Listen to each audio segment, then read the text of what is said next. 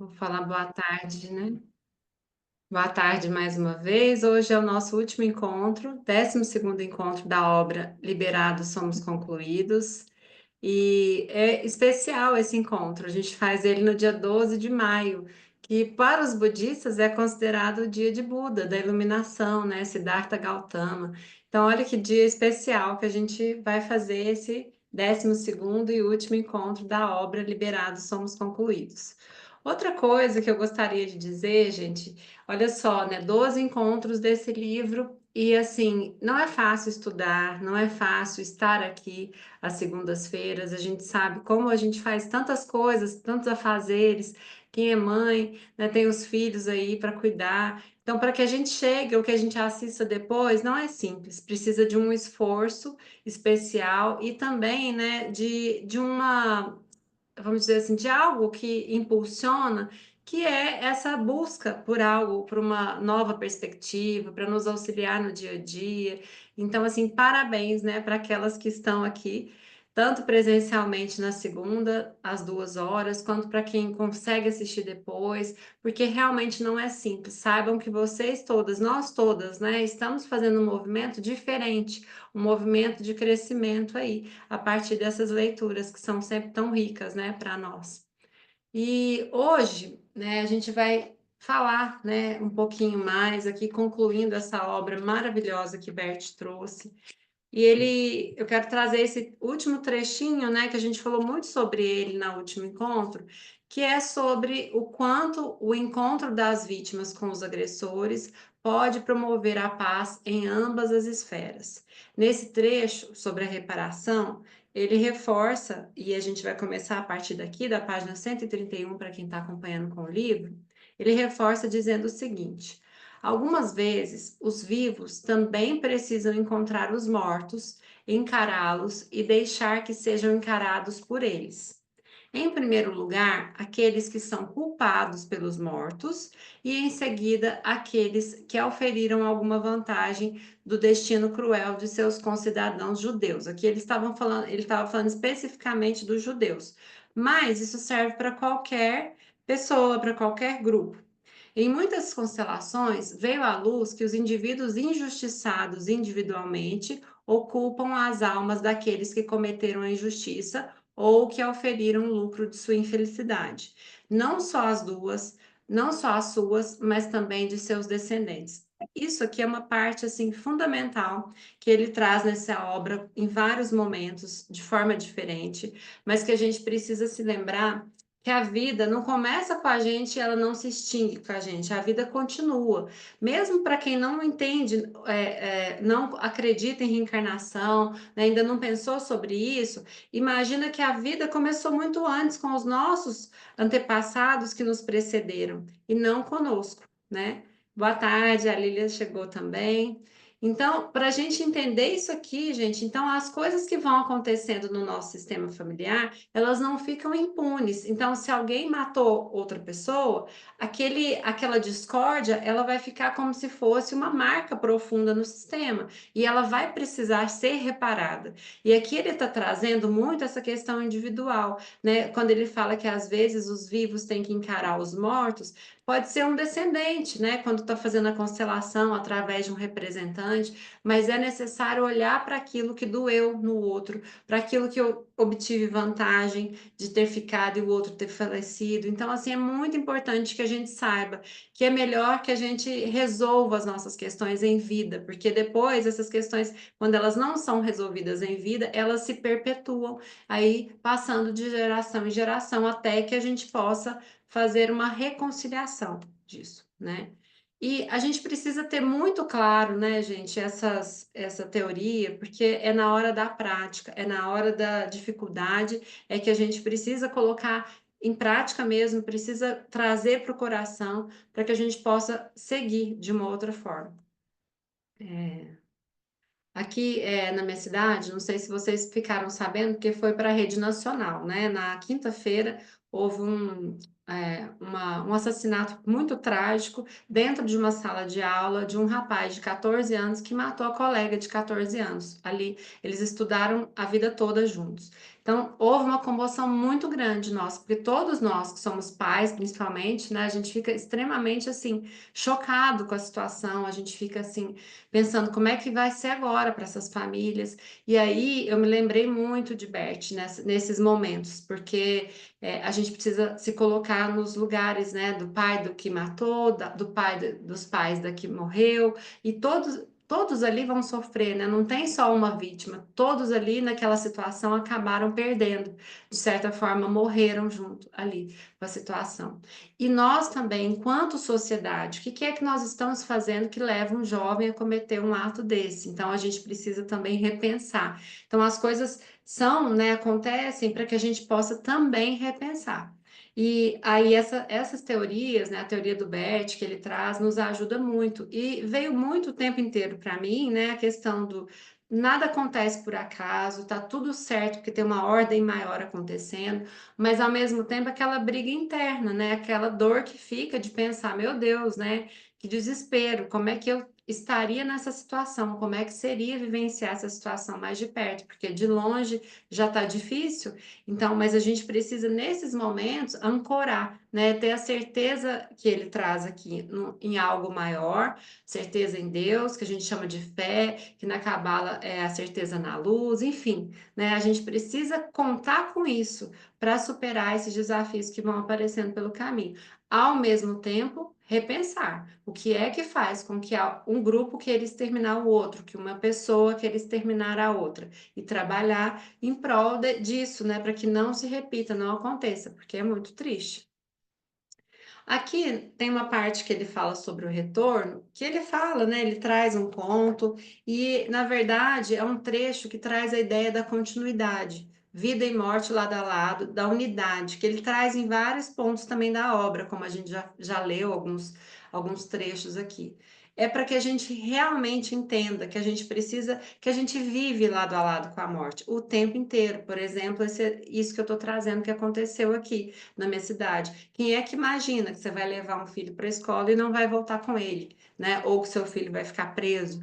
Então, assim, gente, não é fácil, mas a gente precisa entender sobre essa continuidade, vida e morte o tempo inteiro, para que a gente possa ir, né, ao mesmo tempo, vivenciando da melhor forma, entendendo o que é prioridade para a gente na criação dos filhos, o que é prioridade para a gente na nossa vida realmente, o que tem valor, porque às vezes a gente entra nesse automático do dia a dia e a gente acaba se perdendo, né? O que é que tem valor? E atropela muitas coisas aí, e a gente vai se perdendo. Então ele traz essa frase, ó, que quem vai tão longe e encontra como você, aqui é quem, tá? Quem vai tão longe e encontra como você o caminho de volta, ama a terra úmida.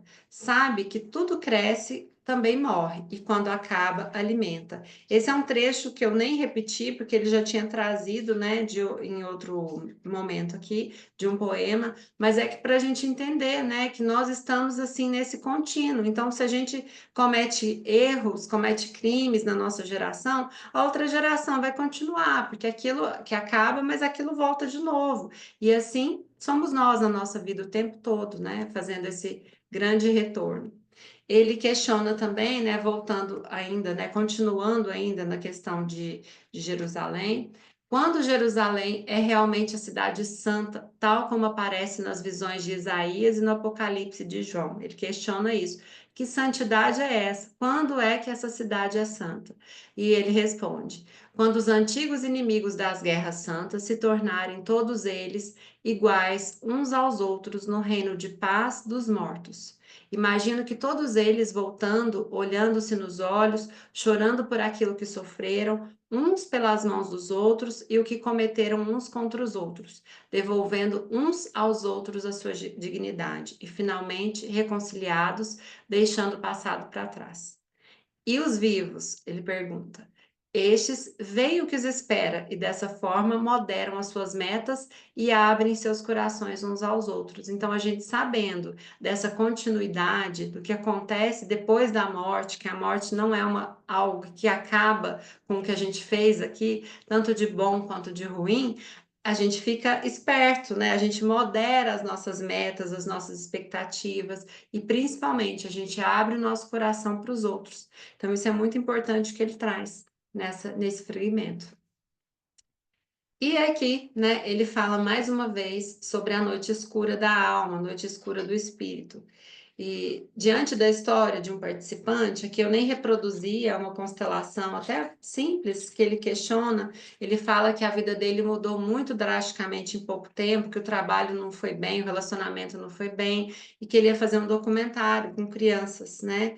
Árabes e israelitas. Então, Bert faz a constelação, mas ele se detém num ponto mais importante, que é esse que eu trouxe aqui para a gente rever, porque todo mundo ou passou ou vai passar em algum momento por essa noite escura do espírito, né, de certa maneira, que é esse período difícil, nesse período que a nossa fé é questionada, quando as grandes tragédias acontecem muito próximas a nós, né, dentro da nossa família, as grandes dores, as doenças, a morte precoce, esse momento de dor e sofrimento, né, que vem nos assolar em algum momento aí da vida. E ele fala o seguinte: a noite escura do espírito sobrevém subitamente. Você não pode alcançá-la através de exercícios. Por exemplo, você não pode tentar chegar a isso através de exercício, porque não consegue. Sabe aquela coisa? Ou eu chego pelo amor, ou eu chego pela dor. A noite escura do espírito é pela dor, inevitavelmente. Não tem como eu tentar chegar até lá. Isso nas palavras de Bert Hellinger, tá? Ela está descrita nas palavras dos místicos, sobretudo em São João da Cruz. Ele a descreveu detalhadamente. E ela significa que tudo em que você antes confiava se despedaça. Sua fé se despedaça, seus sucessos se despedaçam, você perde a sua coragem e seu saber se despedaça. Por isso, a noite escura causa uma limpeza profunda, uma purificação. Durante a noite escura, você abandona sua esperança em Deus e em sua expectativa de recompensa ou consolo. Isso tudo acabou. Você desiste da procura por sucesso em qualquer sentido, sobretudo da procura por sucesso de natureza espiritual. Sabe aquele momento? Às vezes tem gente que relata isso, né? Às vezes pega um diagnóstico de uma doença incurável ou, né, de algo que já está em fase terminal. Então, nesse momento, muitas pessoas acabam assim questionando a fé, questionando Deus, questionando a espiritualidade, a própria vida. Então, nesse momento é o que ele chama aqui, né, o que os místicos trazem, né, sobre a noite escura do espírito. Às vezes a gente não vai passar em profundidade tão grande, mas a gente passa por momentos assim, que às vezes fazem com que a gente questione: ah, será que eu estou no caminho certo? Essa religião está adiantando? Ah, será que eu estou na profissão certa? Será que meu relacionamento é o certo para mim, né? A gente passa por esses momentos breves, não tão profundos assim. Mas olha o que ele fala. É difícil? É, mas ele diz assim: porém, quando você passa pela noite escura, você ganha clareza, grande clareza. Mistérios, então, podem permanecer mistérios. Você não faz qualquer tentativa de revelá-los e compreendê-los. Isso aqui é importante a gente entender. Quando você passa pela noite escura, você consegue distinguir com exatidão o que é de ajuda e o que não é, e isso sem fazer esforço. Assim, a noite escura, após algum tempo, fica clara. Aí se mostra também que a sensação de vazio que atravessa a noite escura é exatamente a mesma sensação de plenitude. Plenitude é percebida como vazio.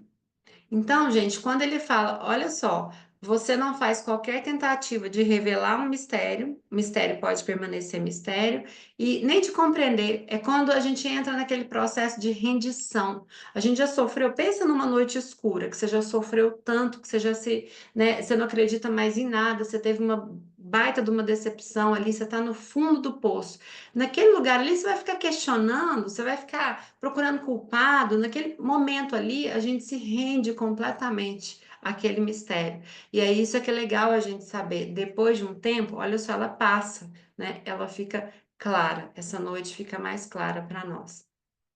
E aí, eu trouxe aqui para vocês um exemplo de filme, tá na Netflix, já é um pouquinho, acho que é do ano passado esse filme, com a Reese Witherspoon, que ela vai para um caminho, né? Eu acho que na Netflix ele chama Livre, eu acho que não tá Wild, não. Após a morte da sua mãe, né, um divórcio e uma fase de autodestruição, com drogas que ela entrou, ela decide mudar e investir em uma nova vida junto à natureza selvagem. Então, ela vai fazer uma trilha, só que é uma trilha difícil, uma trilha de muitos dias, longa, sozinha. Né, para ela é esse momento assim que ela está vivendo da noite escura. Então nada mais importa, sabe? Se morrer, tá, morreu. Se viver, viveu. Ela não importa. Ela foi desse jeito para a trilha, né? E para tanto ela se aventura lá, uma trilha de 1.100 milhas pela costa do Pacífico. E ao final da jornada, ela encontra novos sentidos para a vida, mas lá a gente é perceptível, né? Como que essa noite escura chega e toma conta e ela vai passando por aquelas fases todas de raiva, de querer desistir, até que no final, né, algo se abre, algo, a noite começa a ficar clara, vem o dia, na verdade. Então esse filme é um filme bem interessante para assistir, lembrando da noite escura, né, dessa trajetória que às vezes a gente tem que fazer, essa travessia que nem sempre é fácil, mas ela é importante para que a gente se renove, né, saia do outro lado de uma outra maneira. E aí, olha que legal, né? Isso aqui eu acho que é muito lindo, assim, da gente perceber que depois da noite escura vem a noite do querer. Olha que bonito. A noite escura do espírito também nos leva a uma noite do querer. Bert diz que quem quer algo tem consciência de si mesmo, tem o domínio igualmente sobre si mesmo e sobre o que quer. Aquele que penetra e que deve penetrar na noite do querer tem consciência de que está entregue, sob o domínio de formas superiores. Olha a entrega aqui, olha a rendição, a fé. Porém, que suporta essa noite e espera, a tal ponto em que somente pode esperar por uma intervenção externa, seja essa vinda de cima ou de baixo. Sentirá que na noite do querer está sendo conduzido, tanto levado adiante quanto apoiado. Sabe aquele momento de entrega que você fala assim, agora para me sair daqui, vou precisar de uma ajuda, né? E essa ajuda divina vem. Óbvio que a gente precisa lembrar, né, gente, que Deus não vai descer aqui e manifestar, não vai escrever, mandar um e-mail para a gente, que às vezes a gente não, né, acha que vai ser dessa forma clara.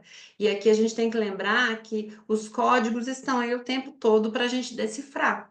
O universo precisa ser decodificado por nós. Deus vai mandando os sinais através de um vídeo que surge, através de um amigo que volta, que retorna, que você não via há muito tempo, através de uma nova oportunidade de trabalho, de amizade, um café que você vai tomar com alguém. Então, a gente precisa estar atentos a esses sinais também para que a gente possa ser conduzido, possa ser apoiado nesse novo caminho para a gente sair da noite escura e passar pela noite do querer.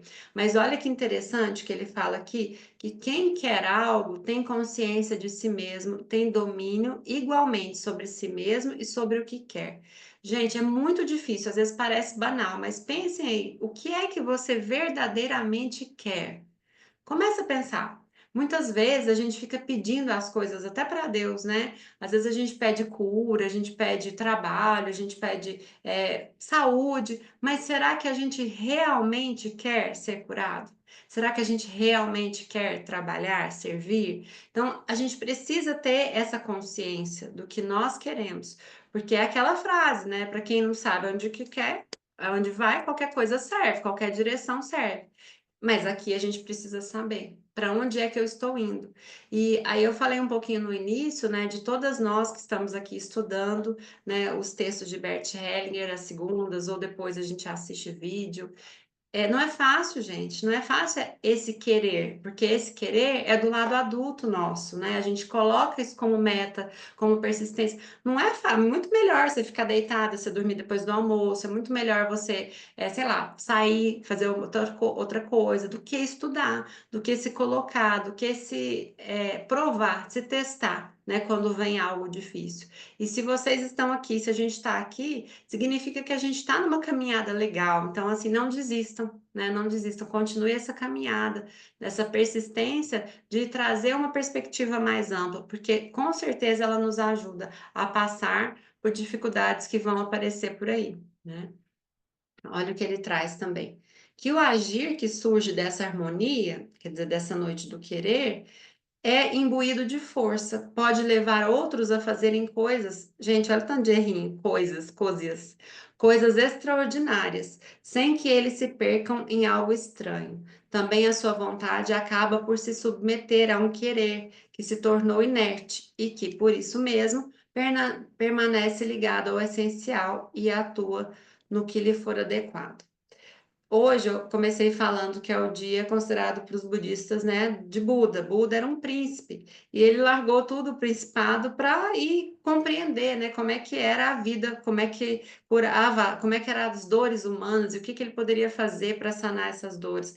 Então, eu imagino, né, eu não sei a teoria em profundidade, mas que todo mundo que sai em busca de algo passou por essa noite, né? Essa noite escura do espírito, que não vê razão, não vê sentido em continuar e depois se transforma. Olha aí, ó, porque o agir surge dessa harmonia e é imbuído de força, pode levar os outros a fazerem coisas extraordinárias quando sai desse percurso difícil e vai se encontrando ali no caminho. Não só Buda, mas muitos outros aí, né? Até na Igreja Católica, né? Temos exemplos. E, enfim, qualquer religião.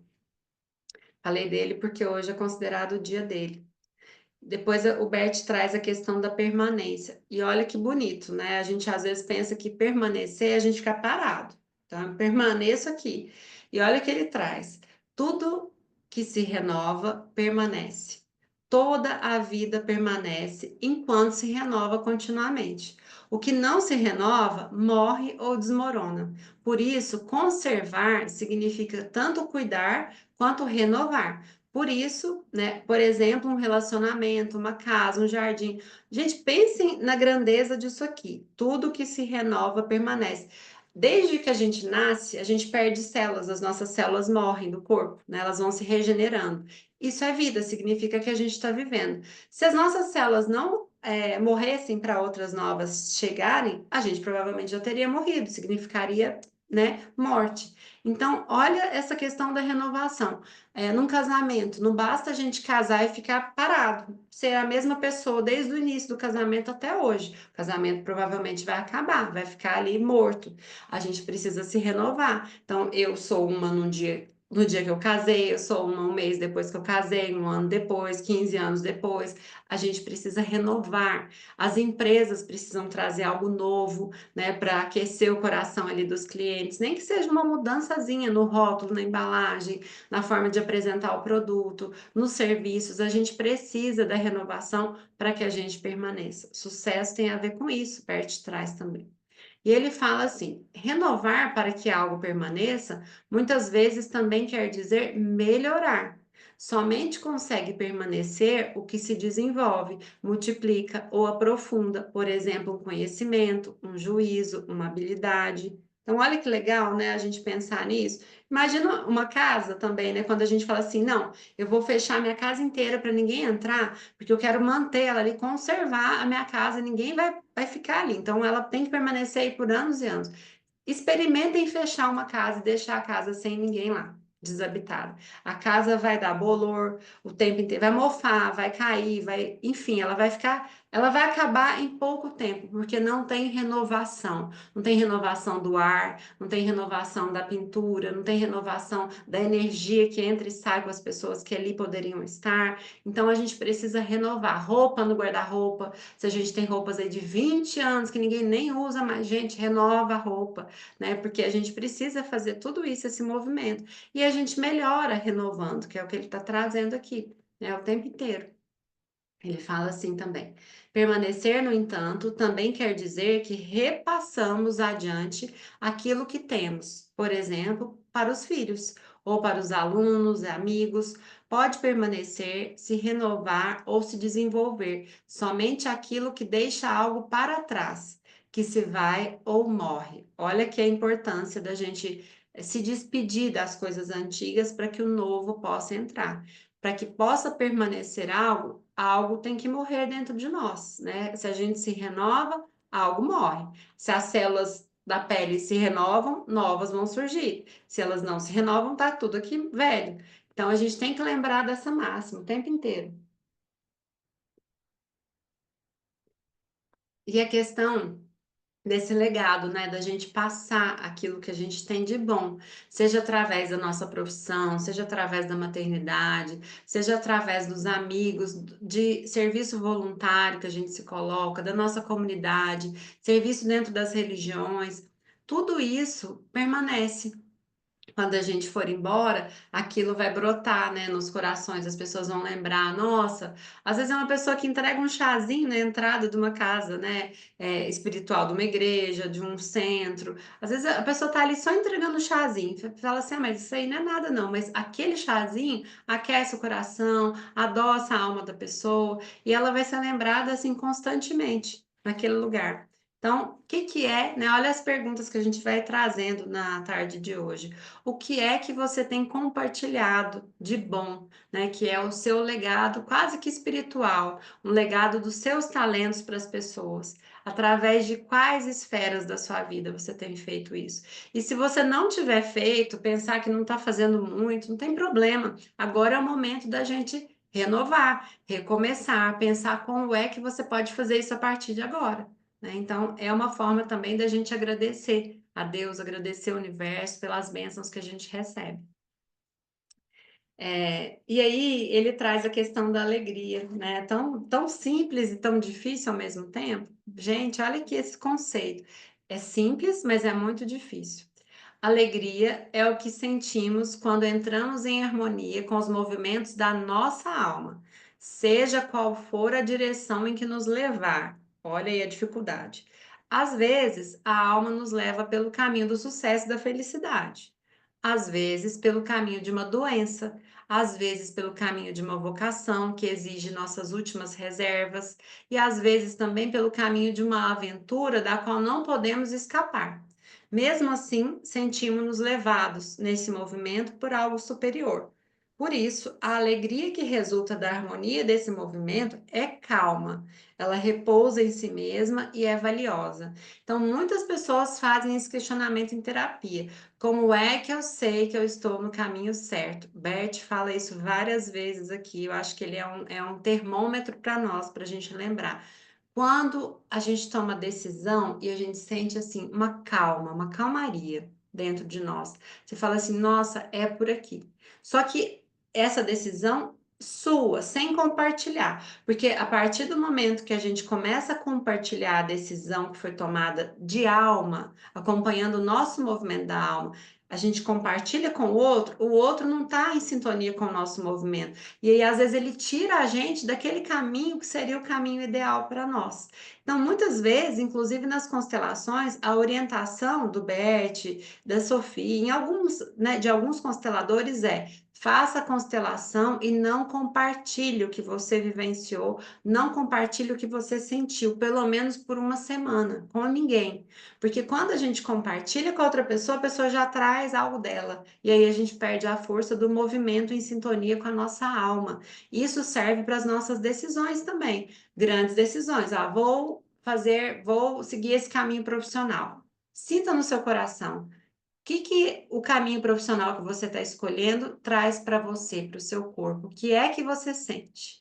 Porque às vezes você vai compartilhar com a família vai falar assim: nossa, mas você tá louca. Você tá louca? Você vai mudar de área assim? Não, você tem que fazer o outro curso, não é? Ou então um relacionamento que você precisa terminar. E aí você tem no seu coração essa certeza: não, esse relacionamento não é para mim.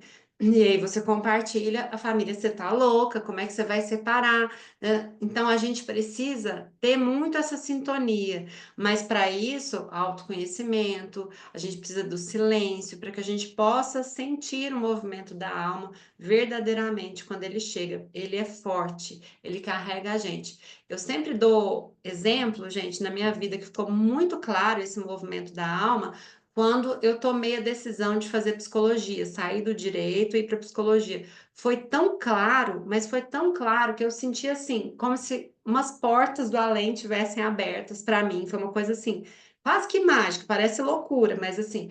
E o meu coração acalmou desse jeito aqui, acalmou com a sensação. Eu nem estava tão dentro da constelação assim na época, hein?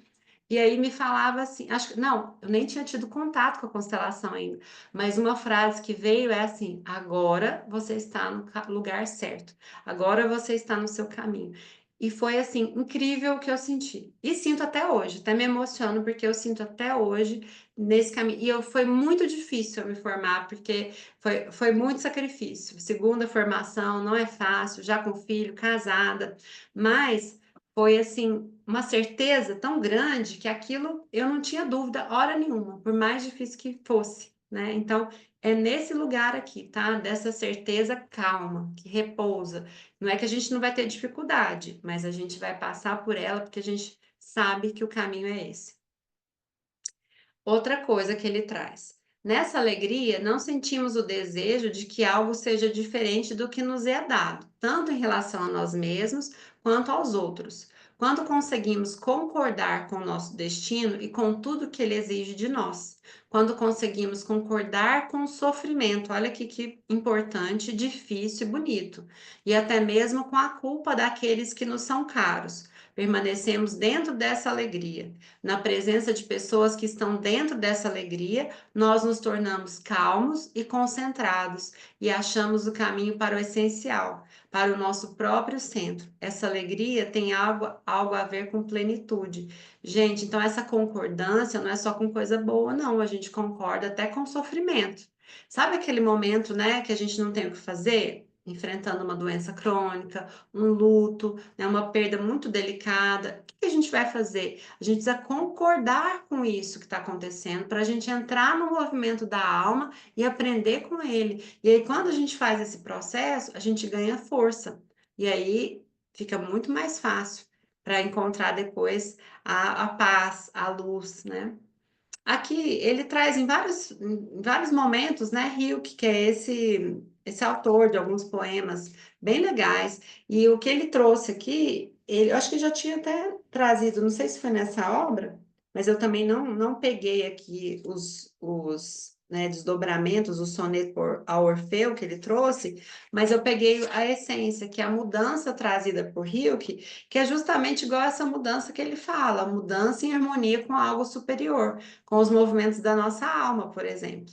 Né? Então, com base nisso, Bert diz o seguinte: morrer é somente um processo de transição que continua e que para algumas pessoas poderá demorar muito até que possa completar o seu processo. Essa parte aqui é que eu quero assim dar destaque, porque é uma parte importantíssima. A gente já falou um pouquinho sobre esse morrer, né? Sobre a continuidade da vida. A vida não acaba com a nossa morte, a vida não acaba com a morte das pessoas queridas, a vida continua através de nós, através do que a gente deixa, dos nossos filhos, do nosso sistema familiar. E quando ele fala que morrer é somente um processo de transição que continua, e para algumas pessoas até demora, vocês vão notar que várias religiões trazem isso, né? Das almas penadas que a gente fala, daquelas pessoas que não conseguem se desligar, que ficam aqui tentando resolver algo que não ficou resolvido em vida. É isso que Bert quer dizer quando ele fala, né, que é esse processo de transição que não acaba. E ele fala não só com base no achismo, mas ele fala com base no que ele percebe nas constelações. A gente começou falando sobre isso no encontro passado, ele trouxe sobre isso nas constelações, que as vítimas têm que se reconciliar com os algozes ali, né, com os perpetradores. Enquanto essa reconciliação não acontece, ninguém fica em paz. Nem as próprias pessoas, nem as gerações futuras. E é por isso que tem que completar o processo. Em muitas constelações ele fala, agora ele pode morrer, né? Vai ficar lá no reino dos mortos, porque pronto, completou, fechou a Gestalt. E aí, olha que interessante, né? Esse trecho que ele traz, que ele deixa muito claro. Lembrando, gente, que Bert Hellinger foi padre da Igreja Católica, e para a Igreja Católica não existe reencarnação, né? Tem essa vida eterna, mas não tem reencarnação. Mas o Bert Hellinger, a gente tem que lembrar que ele viveu mais de 20 anos casado com a Sophie. E a Sophie, ela é espiritualista e acredita em reencarnações. Então, ele solta alguns trechos assim que a gente começa a entender uma vida após a morte de uma forma mais concreta na teoria dele. Olha esse trecho. Ele fala, né, que o que ele disse aqui sobre esse processo da morte, que a morte não acaba assim, né, não deve ser interpretado como se eu tivesse certeza e pudesse afirmá-lo com exatidão. Olha o cuidado dele. Mas nas constelações é iniciado um movimento que nos dá indícios de que a vida não acaba com a morte. E mesmo depois, há coisas a se fazer e que podemos, ainda em vida, nos prevenir e nos preparar para tal coisas. A vida perante essa morte se torna preciosa. Olha só, como é que a gente vai se prevenir? A gente vai reconciliar com as pessoas em vida, para que a gente possa morrer em paz, para que as pessoas também possam ir em paz. Perdoar, né, que a gente fala, quem precisa de perdão, fazer as reconciliações. Se a gente puder fazer isso em vida, a gente vai poder descansar em paz. É o que ele está trazendo aqui sobre essa vida após a morte, né? E aí é interessante, porque ele fala assim, ó, ele traz um aforismo que fala: o que foi cumprido termina. Então acaba. A morte sempre vem oportuna, seja porque não há lugar para nós neste mundo, seja porque nosso tempo se esgotou e cumprimos o que havia sido a nossa missão, seja porque é chegada a hora de dar lugar para os outros. Assim, somos recolhidos pela morte de volta à origem, da qual a vida emerge e para a qual submerge. É o mesmo ponto. Aquele que ainda em vida está enraizado na origem, está uno com o início e com o fim, e igualmente com aqueles que existiram, com aqueles que existirão e com aqueles que existem. O passado e o futuro se concentram em sua vida da mesma maneira como a origem descansa, concentrada e permanece. Gente, quando ele fala dessa conexão com a origem, é o que a gente está falando aqui o tempo inteiro, né? Significa que nós precisamos saber que tem algo a mais, né? Tem algo superior a nós. A gente vem através, né, de alguém, mas não é de alguém. A gente não é dos pais. A gente vem através deles. A vida tá longe, né? Começa lá atrás. E a morte, a vida é o tempo inteiro essa sucessão de momentos que a gente vai e volta de alguma forma e se renova, né? E continua e permanece através dos que nos precedem e a gente começou através daqueles outros que vieram antes de nós. E é bem assim, né? Que nos sucedem e nos precedem. Falei errado. E aí, para terminar, né? Ele traz novamente aquele poema do Círculo, que fala o seguinte: um homem, um pedaço, né? Um trechinho, ele termina com esse trecho aqui. Um homem angustiado perguntou: se nós e o que nós empreendemos, cada qual existe ao seu tempo e se encerra, o que importa quando o nosso tempo termina? O outro disse: importa o antes e o depois, como uma única coisa. Então seus caminhos se separaram, e assim como o seu tempo, ambos pararam e se aquietaram. Eu até coloquei o símbolo do infinito, porque é isso, né? Nós somos um povo coletivo, então nós temos histórias e marcas de passados aí, de gerações, de guerras, de amores, de dores, de alegrias, tudo coletivamente. E não acaba se a gente não for melhorando conjuntamente também. Então a gente precisa ir perpetuando cada vez mais coisas boas e vencendo os ciclos de dor, vencendo os ciclos dos padrões negativos dentro do nosso clã, para que a gente possa viver melhor, né, a cada dia. Então, esse livro, até, né, o título dele, Liberados Somos Concluídos, se a gente invertir, quando a gente conclui, a gente fica liberado. Então, que a gente possa concluir as coisas, as quais a gente está aqui, né, para resolver, para fazer, que a gente possa abrir o nosso coração para as reconciliações necessárias, para os vínculos que a gente começa a se vincular de uma forma mais positiva às pessoas. Então, tudo isso é importante, né, nessa nossa vida, para que a gente possa ter uma morte, uma boa morte, inclusive, essa continuidade, de alguma forma não tenha arrependimentos no final, né? Então é muito importante. Eu vou agradecer vocês, né, hoje aqui por esse final. Vou mostrar a próxima obra que a gente vai estudar, que é o outro jeito de falar sobre os distúrbios da fala, né? Bert traz algumas constelações aqui que vão elucidar bem esse tema. Então, quem tiver vontade de aprender um pouco mais, a gente vai começar o próximo livro, não na próxima semana, na seguinte, vou colocar lá no grupo para vocês. A gente vai dar uma pausinha de uma semana aí para digerir essa obra que a gente está terminando hoje, antes de começar a outra. Vou parar aqui o compartilhamento para ver vocês. Essa câmera minha hoje falhou e vou parar a gravação para a gente conversar.